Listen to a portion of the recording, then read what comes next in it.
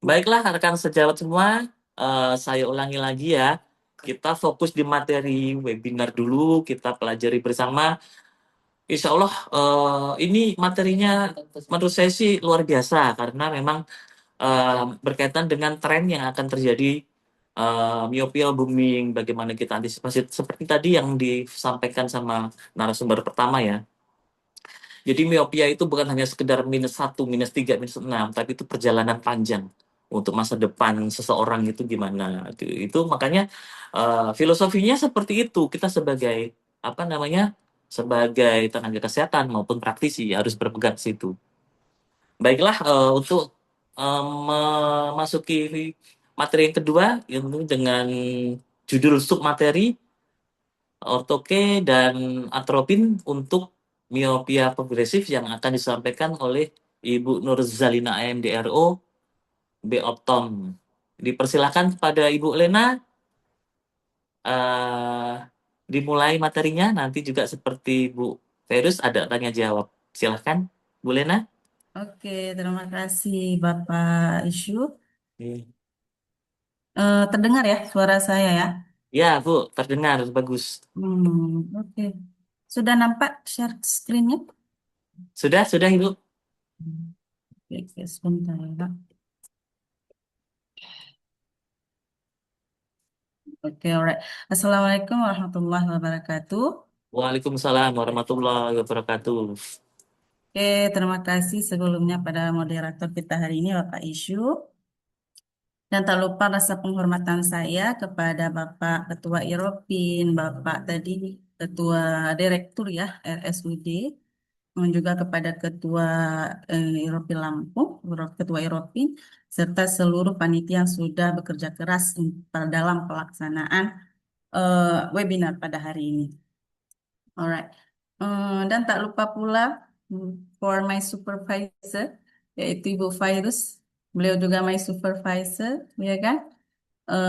Yang begitu banyak sudah memberikan ilmu kepada kita tentang all about progressive myopia.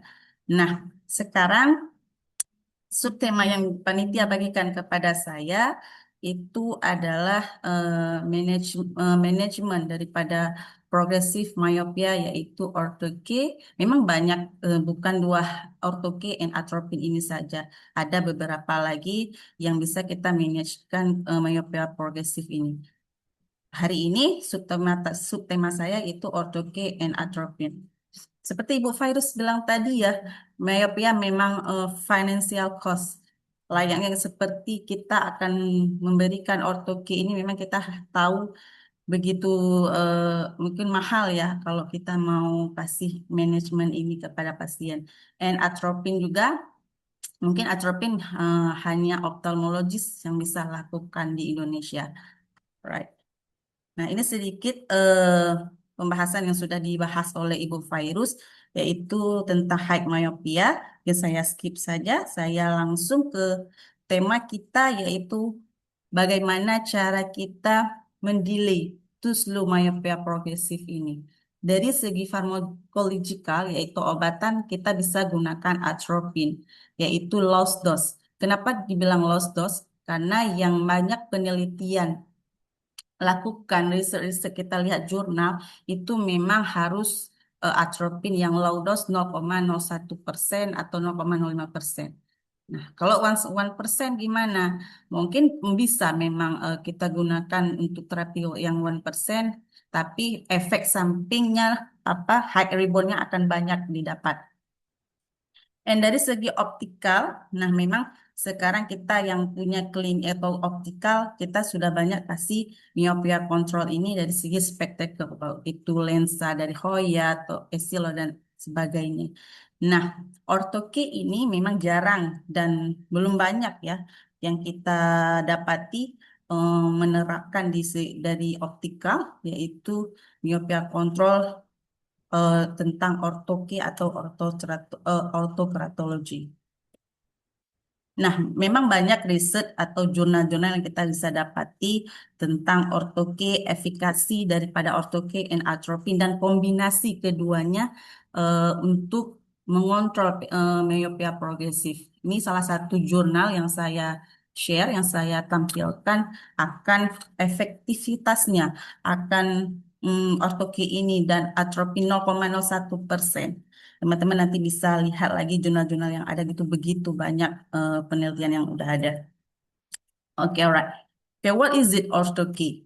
Orthoke kita tahu dia memang hard lens atau RGP, tapi specialist lens yang dirancang khusus sesuai dengan bentuk kornea pasien dan dipakai hanya waktu tidur. Karena untuk apa? Untuk membentuk kembali kornea si pasien. Dan dilepas minimal 8 jam pemakaian saat istirahat atau saat tidur, dilepas kembali dan akan memberikan clear vision, penglihatan yang jelas di siang harinya atau di sepanjang harinya. And then how AutoCAD to control myopia progression ini. Nah, banyak ilmu yang sudah ada di baliknya ini riset.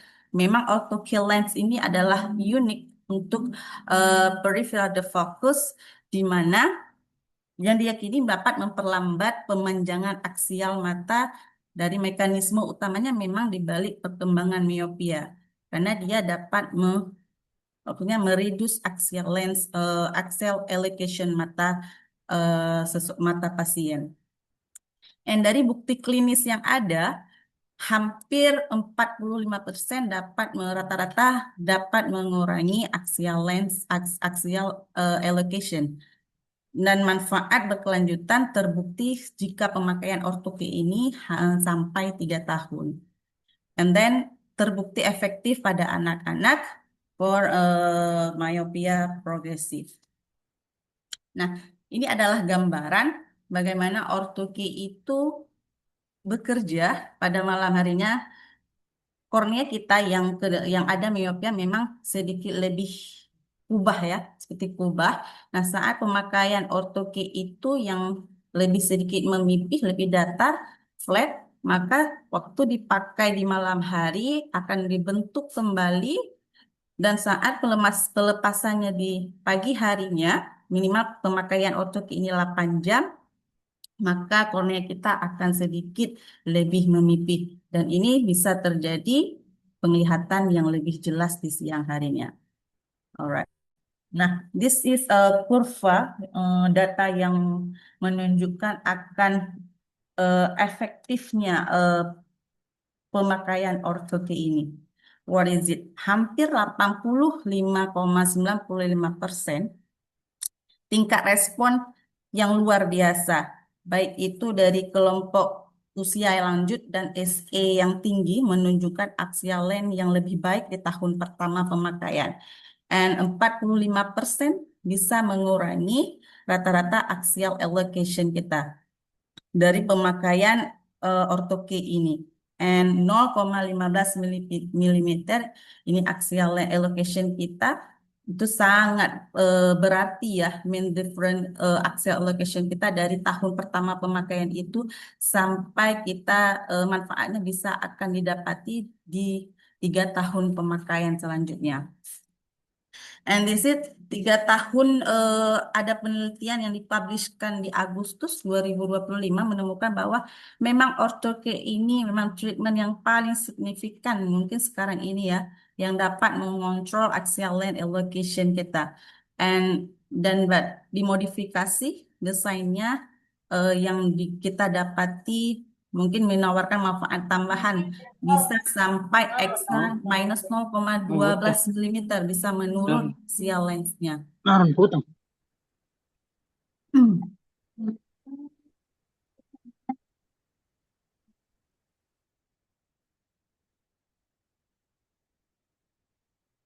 And then modern solution. Mungkin ini juga termasuk dari kelebihan daripada ortoke juga, yaitu solusi yang lebih tren zaman sekarang mungkin ya kita bilang ya. Reduce risk profile, dia bisa menurunkan resiko yang ada terjadi pada ortoke ini. Memang semua contact lens, bukan saja RGP atau soft lens lainnya, mikroba keratitis itu pasti ada, tapi dengannya desain ataupun fitting ortoke yang benar, protokol yang benar, baik itu pemasangan, pelepasan, itu bisa mengurangi eh, angka risknya nantinya. Dengan protokol yang baik, kita satgaskan kepada pasien, edukasikan pasien, maka keberhasilan daripada manajemen ortoke ini lebih berhasil. And equivalent risk level, memang relatif mikroba keratitis ini pada pemakaian dia, karena kan ortoke ini memang pemakaian di malam hari, maka eh, setara dengan pemakaian kontak lens yang lainnya, maka itu juga harus dilihat proper hygiene-nya, kebersihannya, sehingga keberhasilannya juga itu akan dicapai dengan pemakaian ortope ini. And professional support, banyak penelitian juga sudah mengembangkan daripada sains ilmu-ilmu dari EEOMC, di mana sudah banyak ilmu tentang riset dan edukasi tentang ortope ini.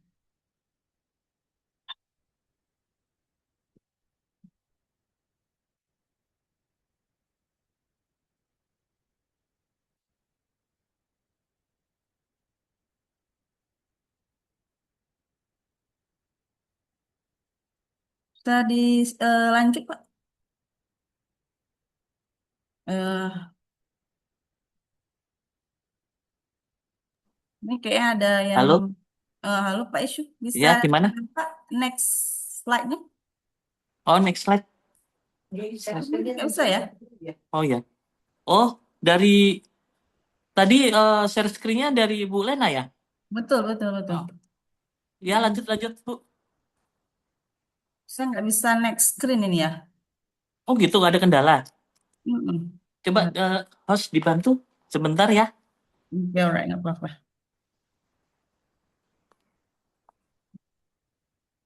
Sudah nampak kembali? Eh, Sudah, sudah. ulang ya. Saya nggak full screen aja ya. Ya, ya Bu. Oke, and then ini memang sudah dibahas juga sama Ibu Fairuz tadi. Moderate height and myopia, memang ortoke ini tidak bisa semua kita manajemenkan kepada pasien. Istilah Bu Fairuz tadi cocok-cocokan ya. Karena memang ortoke ini banyak harus yang kita lihat dulunya. Kalau dia memang ada ocular health atau ocular disorder yang lebih parah, memang ortoke ini tidak direkomendasikan. Nah, ambang batas dari myopia untuk kita manajemenkan ortoke ini memang dari -3 bagusnya. Karena memang itu adalah range di mana fitting ortoke yang boleh kita satgaskan for myopia management. Dan batas ambangnya sampai berapa? -6. Kalau di atas itu tidak lebih bagus kita sarankan, karena kenapa? Karena ambang batas bisa di cover mereshape kembali ortoki itu sampai -6. Kalau di atas -6 itu apa? Itu nanti ada pembahasan dengan scleral lens.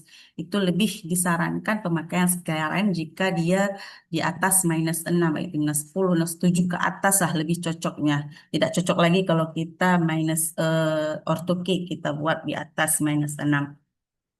Dan umur 5 sampai 10 tahun, di mana kita tahu umur segitu adalah intervention regime, adalah usia di mana pesatnya myopia progressionnya. Dan ortoke adalah salah satu solution yang bisa mereducekan axial elongation untuk usia segitu. Nah, mungkin ini adalah yang sangat penting kalau kita sebagai optometris ya, melakukan selection and assessment. Kalau mungkin kita ada niat nanti mau lagi lanjut pendidikan untuk khususnya ortoke sama Bu Fairuz ya, karena Ibu Fairuz sudah menjadi konsultan ortoke di Medan. Dan ini kita yang harus tahap-tahap kita lakukan untuk kita bisa keberhasilan daripada ortoke. What is it? Refraction and visual acuity. Emang itu yang paling penting kita sebagai optometris, yaitu melakukan manifest encyclopedic refraction. Itu penting. best koreksi visual acuity nah, mengkonfirmasikan range suitable for AutoK yang kita bilang tadi, yang cocoknya di bawah -6. Kalau di atas -6 itu tidak direkomendasikan lagi karena tidak bisa lagi di cover oleh AutoK. Dia lebih ke scleral range. Dan rule out significant astigmat itu tidak boleh besar daripada atau plus 1,75. Misalnya nggak boleh selindis tinggi lagi. Dia udah di atas 2 selindisnya tidak direkomendasikan lagi. Itu lebih bagus juga sterile lens kita pakai. Dan irregular cornea. Yang mana irregular cornea jika pasien ada keratokonus itu tidak boleh dan lain sebagainya. And cornea topography, mungkin juga banyak instrumen yang harus ada ya kalau kita mau manajemenkan ortoki ini, baik topografi, slit lamp, apalagi biometri, mungkin banyak yang harus ada instrumennya juga di klinik atau optikal kita untuk mendukung penunjang efektifnya ortoki ini untuk kita sukses dalam memberikan ke pasien. Nah, ada beberapa fase. Ini 3 fase yang paling penting kita fitting eh, protokol daripada ortoke ini yang mendukung akan efektif amannya for myopia control. Yang pertama yaitu fase assessment and lens design. Yang seperti dibahas slide sebelumnya, memang corneal topography, keratometri, instrumen itu harus ada supaya bisa menseleksi semua desain, BUZR-nya, kurva geometrinya itu semua harus kita measurement, harus kita koreksi sesuai detail ya. And dispensing and initial fitting itu juga penting selayaknya bagaimana kontak lens. Ini karena hard lens juga paling penting kita fittingkan kepada pasien. Bagaimana pemakaian first night dia karena kan dipakai di malam hari. Jadi pemakaian pertamanya bagaimana setelah paginya follow up kembali ke optik kita atau klinik kita. Nah, di situ juga kita cross check kembali bagaimana topografinya di pagi harinya, baguskah parameter yang mana yang bagus kepada pasien kita berikan. And aftercare sebagai selayaknya tadi Ibu Faiz sampaikan, yang paling penting aftercare. 1 month, 1 week dari 1 day itu paling penting apalagi untuk ortoki. Agar kenapa semua schedule itu harus kita atur kepada pasien di hari berapa kunjungan selanjutnya dan sampai annual itu tahunan juga kita melakukan follow up visit kepada pasien untuk pemakaian ortoke ini. Alright. Dan ini kurva yang menunjukkan tentatif. Ini penelitian yang juga panjang ya longitudinal banyak pemakaian ortoke ini dibandingkan dengan pemakaian kacamata dan drastis kita lihat axial length atau axial allocation-nya itu lebih cepat apa lajunya. Oke. Dan hampir 45% memang axial allocation itu menurun. Itu lebih bagus dengan pemakaian orthoke ini. And unaided VA success terdapat keberhasilan daripada VA ini sampai 90% ya, sorry. Karena kenapa hampir pemakaian ortoke ini jika dilepas di siang hari pagi harinya bisa mencapai penglihatan yang lebih jelas dan VA-nya itu bisa sampai sik-sik atau 6/6 and up to -2 dioptri sebagai yang kita bilang tadi ortoke konvensional bisa mengcover sampai -6 direkomendasikan. Nah, ada kok kita lihat konten-konten orang atau optika klinik yang memberikan OTK ini di atas -6 bisa, tapi tidak direkomendasikan karena kenapa? Tidak akan menghabiskan di atas -6 itu sampai habis. Mungkin bisa lebih panjang kita pemakaian ortoke ini. And DKPRT-nya kita tahu di soft lens atau hard lens kontak lens ini harus ada lens oksigen minimumnya pada ortoke ini yang sudah direkomendasikan oleh ICO and clinical guideline itu harus lebih besar dari 87 dKt ya, agar mendukung kornea yang lebih bagus. And then bagaimana cara fitting ortho-K? Ini yang memang optometris lakukan. Yang fase pertama yaitu assessment, pemeriksaan awal. Apa pemeriksaan itu? Yaitu memang pemeriksaan yang kita dukung dengan examination yang lebih komprehensif, cycloplegic refraction, corneal topography, Excel, biometri itu semua harus kita lihat eh, selection, lens selection yang patut diberikan kepada pasien. And fase 2 apa itu dispensing pastinya and first start review. Karena memang kalau kita mau sageskan kepada pasien untuk ortopi ini harus ada follow up atau after cap one day setelah pasien pemakaian hari pertama, keesokan harinya kita follow up kembali dan mereview bagaimana morning after visit kembali, dan di situ kita cross check lagi topografi, bagaimana penglihatannya itu jelas VA-nya, and staining check. Kalau pasien kita cek dengan fluorescein ya, staining check itu kalau dia terlalu mata kering itu juga tidak disarankan pemakaian ortoke ini, karena kenapa? Itu bisa juga ada efek samping yang luar biasa. Nah, saran yang lain adalah speralin juga jika dia eh, mata kering yang luar biasa. And then fase yang ketiga yaitu after care 1 week, 1 month, itu nanti bisa sampai annual, itu juga mengukur semua daripada orthoke ini, centrationnya, movernya, mereview kembali apa itu, mengedukasi lens cleaningnya, schedule pemakaian ulangnya, semua harus kita kasih tahu ke pasien. Karena memang sensitif luar biasa orthoke ini untuk keberhasilannya. Dan fase keempat yang tadi saya bilang annual myopia control review, karena setiap tahun juga harus kita lakukan aftercare untuk merepeat kembali axial lens biometrinya, topografinya, and prescribe kembali ya, meng-cross check baik itu dengan cycloplegic kah, itu semua harus kita lakukan sehingga kita bisa adjust management strategi yang baik yang dibutuhkan oleh pasien. And then the golden early intervention. Nah, mungkin ini adalah suatu kelebihan yang dimiliki orthoke daripada manajemen yang lain. Nah, karena memang dia non-surgical solution, tidak perlu lasik. Dia hanya pemasakan di mata yang non-invasif sehingga yang bisa kita terapkan myopia management ini. And effective age range ini sampai umur dari 6 sampai 18 tahun adalah usia yang paling bagus dalam pemberian ortoke. Lifestyle advance, keuntungan dari hari-hari kehidupan kita apa? Bisa lebih terang without glasses, tanpa kacamata. Ini juga ada kelebihannya, global impact, yang dimana sekarang ini ya kita tahu bahwa banyak sekali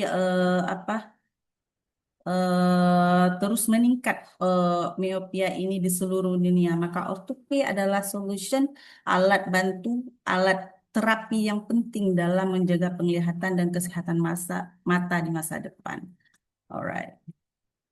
Nah, sekarang kita kembali ke manajemen myopia kontrol yang kedua, yaitu atropine. Kita tahu atropine itu sebuah drug. Memang ini bukan sedikit ranah kita ya kalau di Indonesia, tapi juga kita sebenarnya memang ini ranah juga untuk optometris, cuma di Indonesia belum belum belum dikasih ke optometrisnya. Ke ophthalmologis lah yang lebih. Nah, bagaimana kerja atropine itu di mata kita? Memang peningkatan pada reseptor muskarinik sel amakrin di retina itu meningkat pelepasan sekresi dopamin yang merupakan mediator kimia penghambat pertumbuhan bola mata aigron kita. Nah, how can we start atropine for myopia progression in practice? Nah, ini juga initial assessment yang harus kita lalui dulu sebelum Satgas for patient. Apa itu history taking yang paling penting? And measure distance and need VA, assessment of binocular vision yang paling penting. Cyclopedic refraction jika diperlukan, baik itu objektif and subjektif teknik. Axial length measurement juga penting seperti line Austroke, IOP measurement, assessment of ocular health-nya, baik itu dengan fundoscopy atau keratometry and measurement of pupil size, mengukur adalah pupil size-nya. Right. Counseling of parent. Sebelum kita berikan atropin ini memang harus, apalagi pediatrik, harus benar-benar konsultasikan dulu apa yang akan terjadi ya efek samping atropin ini. Bagaimana komplikasinya tentang myopia progresif dan treatment tentang atropin ini dapat mengontrol myopia. Semua harus kita kasih tahu. Pahit manisnya harus kita tahu, kasih tahu ya. Dan pentingnya important of follow up itu yang paling penting. Karena kalau pasien malas follow up itu susah ya, akan keberhasilan terapi manajemen daripada atropin ini. Alright. And commencing atropine treatment. Bagaimana caranya? Kita lakukan dengan lowest concentration. Yang saya katakan tadi, memang banyak penelitian yang mengharuskan 0,01% low dose atropine. Karena ini tingkat keberhasilannya lebih besar ya daripada yang high dose. Dan kita teteskan pada di malam hari pada kedua mata. Nah, nanti kita cerita bagaimana mengkombinasikan atropin dan orstoke. Memang sama-sama di malam hari. Nah, waktu selangnya nanti bisa kita misalnya 15 menit kita teteskan atropin. Setelah 15 menit kita terapi dengan ortoke. Kita pasang ortoke baru kita lanjut tidur.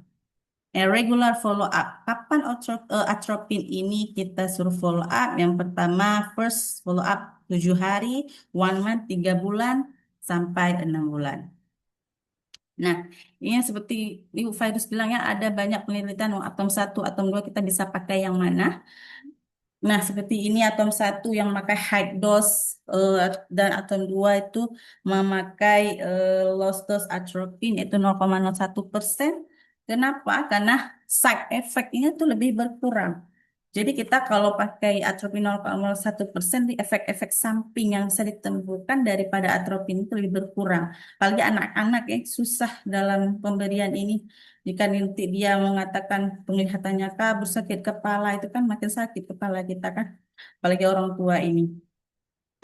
Nah, nah ini adalah data yang penelitian yang kita lihat hampir 77% bisa mereduce myopia progression sampai minus 0,28 plus 0,92 dioptri ya per 2 tahun. And kalau lost dose dia bisa sampai kita lihat 50 sampai 60% menurunkan 0,49 atau 0,63 per 2 tahun. Oke, apa efek atau side effect yang ditimbulkan daripada atropin ini? Nah, fotofobia, dry eye, dan bisa sampai aqua irritation, yang bisa sakit kepala juga, dan juga si anak memiliki alergik, itu bisa reaction alergiknya, dan sampai dia blur near visionnya. Memang banyak ya efek sampingnya, tapi keberhasilannya itu luar biasa jika konsisten kita lakukan. Dan ini adalah saya dapati jurnal yang mengatakan ini jurnal daripada oftalmologis. Beliau pernah menemukan case daripada efek samping atropin bisa sampai pasien itu kena case esotropia. Mungkin oftalmologis di Indonesia juga pernah dapati ya sampai esotropia dia bisa kena efek sampingnya. Nah, most recommended apa itu IIOM, yaitu American Academy of Ophthalmologists, merekomendasikan memang low dose atropine, yang mana slow the progression of myopia significant, memang eh, dapat menurunkan progresifnya myopia itu lebih signifikan. And lower incident of adverse effect-nya. Jadi efek yang ditimbulkan daripada atropin ini lebih rendah ya, minimum rebound efeknya dan dapat complication daripada myopia itu improving. Oke, kapan kita mulai atropin itu? Dari usia berapa? 5 sampai 18 tahun adalah usia yang bagus kita terapikan atropin ini. At least one dioptri, jika dia dimulai dari minus atau plus 1 dioptri. Kalau bagi premyopia, boleh di antara 0,5 minus atau plus dengan at least kita lihat dulu progresnya jika axial lens-nya kita measurement lebih cepat kenaikannya dan juga perubahan refraktifnya itu cepat peningkatannya ya. Semua itu kita harus lihat seperti Bu Vila tadi onsetnya itu jadi kalau kita lihat kita ukur measurementnya itu cepat jika atropin ini adalah solution walaupun dia belum minus satu solution yang terbaik. Nah, ini seperti juga tadi 0,2 ya, yang di atas myopia progression, jika dia cepat progresnya 0,5 dioptri, media allocationnya bisa sampai 0,2 milimeter. And baseline assessment documentation implementing cycloplegic refraction and pengukuran axial length for atropine ini. Alright. Nah, pasien atau parent itu diharuskan eh, maksudnya diharuskan menetes satu per satu mata atropin 0,01% ini sebelum tidur at bedtime. Jika kita mau, seperti yang saya katakan tadi, jika kita mau menambahkan atau mengkombinasikan dengan kontak lens, apalagi membahas kita dengan ortho K, itu boleh-boleh saja dan sah-sah saja. Dan seperti Ibu Fairuz tadi bilang, jika growth-nya itu terlalu cepat, kita lihat onset-nya terlalu cepat, maka memang lebih direkomendasikan kombinasi terapi. Atropin kita teteskan di awal 15 menit, setelah itu kita lanjut pemasangan ortoki, baru kita lanjut tidur. Dan most young patient, maksudnya sebagian besar pasien muda, tidak melaporkan akan penglihatan dekat itu kabur atau fotofobia dengan atropin dengan dosis rendah ini ya. Maka untuk pasien yang bergejala yang banyak bisa menambahkan di siang harinya mungkin photochromic lens atau progressive lens. Itu bisa rekomendasikan ke pasien jika dia punya high effect yang lebih banyak ya. And then how long to treat? Nah, ini juga penelitian sudah membuktikan atom satu ya setelah dimulai lanjutkan setidaknya selama 2 tahun pemakaian atropin ini pada anak-anak yang direkomendasikan 15 sampai 18 tahun usianya. Kalau di atas itu tidak direkomendasikan lagi. Good respon, di mana respon yang baik dapat mengurangi progresif sebesar 50% ya. Lebih kurang 0,5 dioptri atau sampai lebih kurang 0,1 milimeter axial lensnya. Nah, bagaimana jika atropin ini tidak ada respon untuk mata si pasien? Ada juga nah, seperti kita bilang tadi cocok-cocokan ya. Nah, 9,3% itu yang diobati dengan atropin mengalami perkembangan lebih dari 1,5 dioptri over first 2 years of treatment. Hampir 9,3% ya, banyak ini ya. And didefinisikan sebagai perkembangan miopia yang lebih besar 1 dioptri per tahun. Bisa jadi terkait dengan etiologi yang melibatkan yang secara langsung mempengaruhi sklera kita. Memang defeknya langsung bisa mempengaruhi sklera. Dan pertimbangan untuk mengganti daripada terapi lain mungkin termasuk meningkatkan konsentrasi atropin atau dikombinasikan dengan lebih banyak waktu di luar ruangan seperti narasumber kita Ibu Faris tadi bilang banyaknya aktivitas outdoor time and kacamata multifokal dan ortoki yang seperti topik kita. Jika kita tidak ada respon for atropine, kita bisa menggantikan dengan ortoki atau mengkombinasikan keduanya. Alright. Yang kapan kita stop atropine ini untuk pasien? Jika tidak ada efek ataupun sama sekali tidak cocok untuk pasien. Ini riset juga ya yang membuktikan treat children with atropine 0, sampai 2 tahun pemakaian seperti kita bilang tadi. Nah, monitoring closing sampai per 6 bulan. Bagaimana 6 bulan pemakaian atropine ini pada si pasien? Selalu kita monitoring, baguskah, cocok-cocokkankah untuk si pasien. And then yang paling penting, every after day for 2 sampai 3 bulan kita aftercare, dan sampai 2 sampai 3 bulan juga selalu dalam pemantauan bagaimana eh, mempertahankan dosis yang samakah 0,01% atau kita bisa naikkan dosisnya. Itu kita harus follow up atau monitoring juga. Anak tersebut eh, siap untuk intervensi optik yang efektif seperti lensa kontak, miopia yang dampak stabil atau mulai stabil ya. Situ kita bisa stopkan, nggak usah lagi kasih atropin. Nah, ini yang saya bilang tadi, when to use combination therapy. Kapan kita bisa mengkombinasikan terapi atropin ini sama orthoke sesuai dengan topik kita.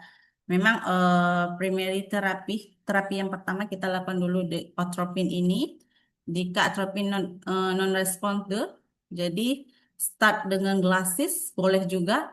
Seperti lah yang kita para optikal yang ada optikal kita bisa saguskan dengan lensa-lensa for myopia control, dan premyopia boleh juga first atropine first and glasses dan kontak lens setelahnya. Nah, ini juga telah banyak jurnal yang ada combination daripada terapi orthoke and atropine, eh, 0,01% atau 0,05% juga ada, boleh kalau ada di Indonesia ya, cuma susah. Eh, Banyak saya tanya pada farmakologi yang bekerja di mesin, agak susah untuk 0,01% atau 0,5 ya. Kebanyakan Indonesia itu 1% yang ada atropinnya. Dan itu paling signifikan kita lakukan dan efek adiktif efeknya akan lebih cepat dibandingkan kita hanya melakukan terapi atau manajemen satu-satu. Contohnya misalnya orthoke saja atau atropin saja. Tapi jika combination keduanya akan grow up lebih cepat ya. Slowing axial allocation-nya akan lebih signifikan. Oke, that's all. Terima kasih atas your attention. Oke, saya kembalikan kepada Bapak Moderator, Bapak Isyu. Oke, baik. Terima kasih Bu Lena. Aplaus dulu Sama-sama, buat Pak. Ibu Lena. Yo, terima kasih. Luar biasa. Terima kasih Bu materinya ya. Jadi pada intinya Bu ya, kalau ini saya mewakili dari yang saya tadi juga sedikit menyimak ya. Ya, Kalau rekomendasi, ini kan karena atropin ini bagi kita optometris kan kalau di Indonesia belum boleh belum ya? menggunakan ya. Masih Benar-benar. terbatas. Otoke pun itu juga perlu Belum banyak. pengawasan. Nah, belum banyak, perlu pengawasan dan perlu konsultasi ke Bu Lena, Bu Virus, atau ke pakar-pakar yang lain. Jadi, kalau untuk atropin nih Bu, rekomendasi yang paling efikasinya paling bagus dan resiko untuk ini yang paling sedikit itu berapa persen Bu? Kalau yang Kalau kita baca, memang riset ataupun jurnal yang ada tuh tidak ada yang 1%, yang semua riset atau jurnal yang saya dapati sendiri semua 0,01%. Karena apalagi kita melakukannya untuk pediatrik ya. Karena kan side effect reboundnya itu kan lebih besar yang didapati kalau kita gunakan yang high dose. Apalagi di hmm, Indonesia ada 1% juga agak bingung ini. Mungkin kita bisa tanya ke oftalmologis ya. Karena hmm, 1% yang ada, mungkin bisa inden lah ya kalau untuk 0,01 atau 0,05. Tapi riset atau jurnal-jurnal yang didapati tidak ada tuh yang efektifnya 1% ataupun kan 1%. Tapi yang banyak jurnal ada memang efikasinya yaitu 0,01%. Hmm. Ya karena kan Jadi ada beberapa, teman-teman ya nanti kalau mau belajar mungkin ya kan bisa iya, uji atau belajar dulu uji-uji ke pasien bagaimana efek rebound yang ditimbulkan kalau gunain 0,01 atau 1%. Kalau 1% sih bukan gampang aja dibeli di farmasi ya kan di apotik itu. Itu kan obat keras juga, cuman iya, bisa lah kita betul. uji ke pasien. Nah, kan pada dasarnya kan itu nanti untuk kolaborasi ya, Bu ya, kolaborasi dengan Heeh, oftalmologis ya. benar-benar. Jadi kadang-kadang beberapa oftalmologis sendiri nggak terlalu concern ke masalah Betul. progresivitas Betul, miopia kan, betul. dia lebih ke penyakit-penyakit medis yang lain gitu. Ya tapi nggak apa-apa lah, ini untuk pengetahuan aja. Jadi paling tidak Pengetahuan kita ya. nanti ke depannya ya semoga juga perkembangan optometris di Indonesia bisa mengikuti negara-negara tetangga ya. Benar-benar benar Bisa sekali ini. Pak. Dan lebih Baik, Ibu. maju Ada optimis dua itu. penanya, nanti bisa Ibu pilih ya, mana yang menurut Ibu paling bagus. Nanti dari panitia akan memberikan hadiah. Silakan untuk rekan sejawat, raise hand untuk menanyakan. Arvina. Arvina, dipersilakan. Oke, baik, Arvina, baik. Pak Isyu, suara saya jelas, Pak Isyu? ya, jelas. Oke, Silakan, Mas. baik. Terima kasih Pak Isyu atas waktunya. Izin bertanya ya, eh, Ibu Lena. Ini menarik tentang materi ataupun agenda kita pada pagi ini ya. Saya mungkin sedikit membahas dulu tentang atropin sendiri. Betul yang Pak Isyu sampaikan, karena saya juga sekarang eh, praktik di sebuah rumah sakit swasta ya di Palangkaraya.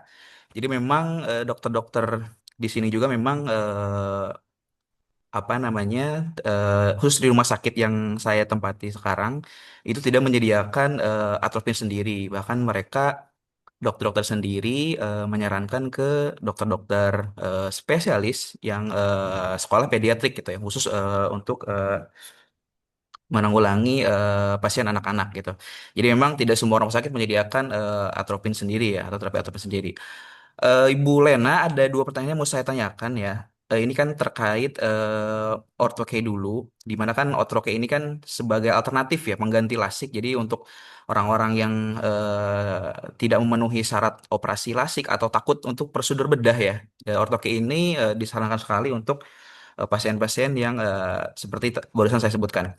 Mungkin pertanyaan saya sesingkat, eh, para perawatannya atau aftercare-nya itu apakah sama dengan lensa kontak pada biasa, yang biasa ya, atau berbeda tuh perawatannya ya terkait si ortoke ini yang pertama. Yang kedua mungkin pertanyaan pemungkas saya adalah menurut point of view dari Bu Lena sendiri, lebih rekomendasi ortoke dengan perawatan yang mungkin kalau kita bilang sama perawatan dengan lensa kontak gampang-gampang susah ya atau lebih merekomendasikan kacamata tuh untuk kita mungkin sebagai saya sebagai refractive optician merekomendasikan terapi yang baik untuk menanggulangi progresif miopia sendiri. Terima kasih Bu Lena dan Pak Isyu. Oke, mungkin saya jawab langsung Bapak Ya, Isu. silakan Bu Lena dijawab untuk Oke, pertanyaan. mungkin untuk yang pertama pertanyaan pertama mungkin untuk hygiene-nya ya. Mungkin untuk bagaimana perawatan ortoke ini memang sama selayaknya seperti kontak lens lainnya. Kita harus lihat hygiene yang paling penting ya. Sehingga protokol daripada pemasangan, pelepasan hygiene itu semua harus kita lihat sama saja seperti kontak lens lainnya. Sehingga indikasi atau kontraindikasi yang didapati daripada kontak lens, apalagi RGP orthoke ini, bisa juga akan didapati seperti kontak lens lainnya. Nah, eh, saya juga sebagai praktisi ya, mungkin saya inginnya menerapkan di optikal saya untuk bisa menerapkan manajemen ortoki ini. Tapi saya belum mengambil apa namanya seperti Ibu Virus ya, lebih ke konsultan ortoki. Tapi kalau ditanya saya lebih membandingin manajemenkan miopia kontrol ini untuk ortoki. Saya lebih senang dan efikasi yang kita dapatkan ortoke ini lebih besar ya daripada hmm, apa lensa myopia kontrol juga seperti yang kita sering kasih ke pasien tuh Hoya, Essilor ya kan. Tapi kalau dari segi perbandingannya ortoki itu lebih efikasi, lebih cepat perubahan dari segi axial lensnya, prescribe-nya itu akan lebih cepat daripada myopia kontrol lainnya. Itu bisa dibuktikan dan riset juga kita lihat jurnal-jurnal juga banyak membuktikan ya kan. Ya, harus menangin dong. Iya, Bu. Oke, mungkin itu jawaban dari saya. Oke. Oh iya, untuk rekan-rekan yang memang mengajukan pertanyaan bisa raise hand ya, ataupun misalkan di chat Zoom nanti kita akan ya nggak langsung sekarang, bisa nanti kemudian hari kita sampaikan ke ini, siapa tahu nanti bisa jadi bahan diskusi ya. Jangan ini, dimohon jangan chat ke panitia secara apa personal ataupun di apa namanya grup-grup webinar ya. Jadi silahkan yang mau bertanya, memang kita terbatas waktu dan terbatas ini juga ya. Jadi mungkin narasumber juga akan ada keperluan yang lain. Jadi kita batasin pertanyaannya satu penanya lagi, silahkan raise hand. Oke, Vina Paramita. Oh silahkan Uni Vina Paramita, dipersilakan masuk. Ya, terima Diperkenalkan siapa kasih. namanya, dari mana ya. Assalamualaikum warahmatullahi wabarakatuh. Waalaikumsalam. Terima Waalaikumsalam kasih. warahmatullahi wabarakatuh. Terima kasih atas kesempatan yang diberikan kepada saya. Nama saya Vina Pramita, asal dari Pekanbaru Riau. Kepada Bu Lena, saya ingin menanyakan satu pertanyaan terkait dengan ortoke tadi. Mengenai safety atau keamanan dan risiko infeksinya. Seperti yang kita ketahui itu,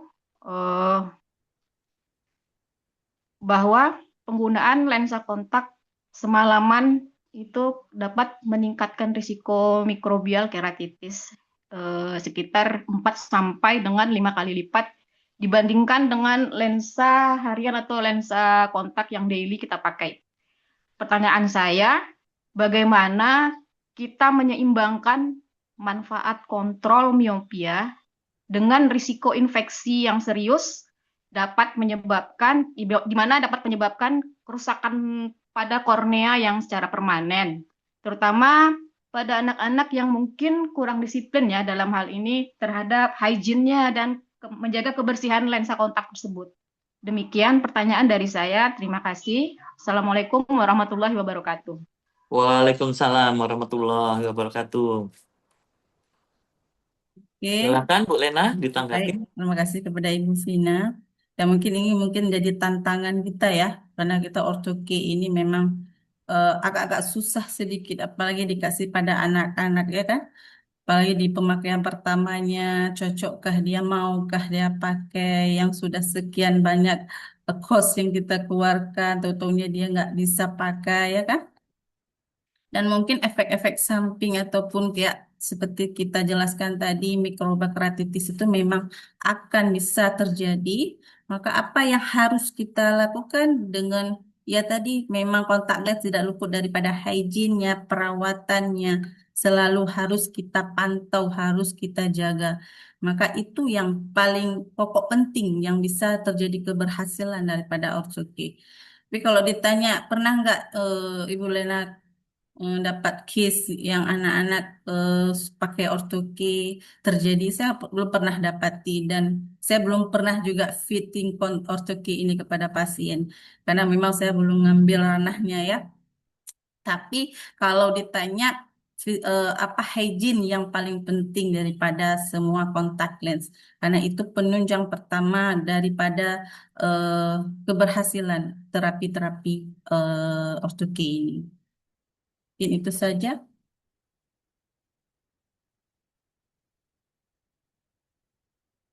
Oke, terima kasih untuk Ibu Lena ya dan semua penanya ya. Ibu bisa tentukan penanya yang menurut Bu Lena itu pertanyaannya bagus, nanti ada sedikit gift dari panitia. Ibu silakan ditentukan. Ini bukan berarti membandingkan ya, tapi semua pertanyaan bagus. Untuk Ibu Vina Pramita ya, mungkin. Ya, oke, Ibu Vina Pramita. nanti bisa menghubungi kontak person panitia yang ada di itu ya, flyer ya, untuk mendapatkan ininya. If- Baik, Ibu Lena, terima kasih atas partisipasinya. Terima kasih Semoga kembali. kedepannya kita bisa berkolaborasi lagi ya, Insya bisa Allah. ini lagi. Nanti salam buat teman-teman semua di sana ya, Bu ya. Baik, untuk teman di Aceh kita. Iya. Jadi, Ibu silakan. Kalau Ibu ada keperluan lain boleh meninggalkan Zoom, tapi kalau Ibu masih mau stay juga dipersilahkan. Baik. Oke. Lanjut lagi.